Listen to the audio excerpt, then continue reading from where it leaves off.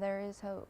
Julia Kempton is a 26-year-old mother recovering from an opioid addiction. Now I'm healthy and I can be the mother that God, has planned for me to be.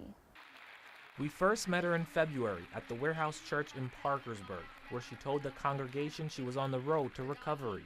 It was 3 weeks after she overdosed on heroin and fentanyl in Belpre. The day after our interview, she appeared before a judge who ruled her overdose violated her probation. She was sentenced to a year in prison. Her overdose is one of 16 overdose calls Belpre police have responded to so far this year. They've reported 2 overdose deaths as of May 8th. In Marietta, 11 overdose calls and 3 probable drug overdose deaths. Washington County Sheriff deputies have responded to 13 calls and 1 death. The numbers are more staggering across the river. The Wood County 911 Center has dispatched 230 overdose calls with 14 fatalities.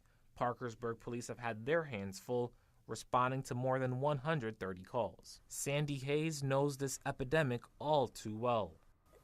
It's a pain. I can't even explain it. I said it was horrible when my husband died. I thought I would never make it.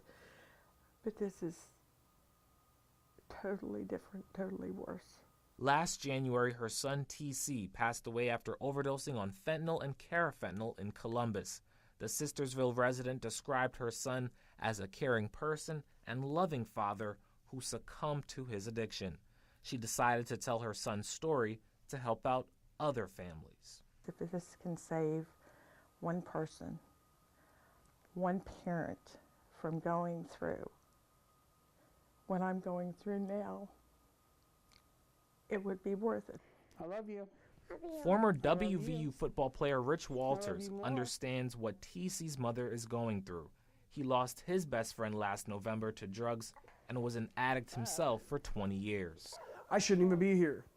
I shouldn't even be alive. Guys like me usually don't live past 25. I lived a wild life. There ain't nothing we can do to stop carrying this message. He's turned his life around and has been sober for the last 3 years. He now travels across the country letting others know they're not alone in their battles. The Parkersburg native says he's ready to do whatever he can to help his hometown. It's imperative for us to stand up as a city. We're under siege. We're under siege, and as long as I'm alive and breathing, I'm going to continue to fight this deal. It's our children. It's every one of our children, every family. Whether you want to admit it or not, every family is affected in some way.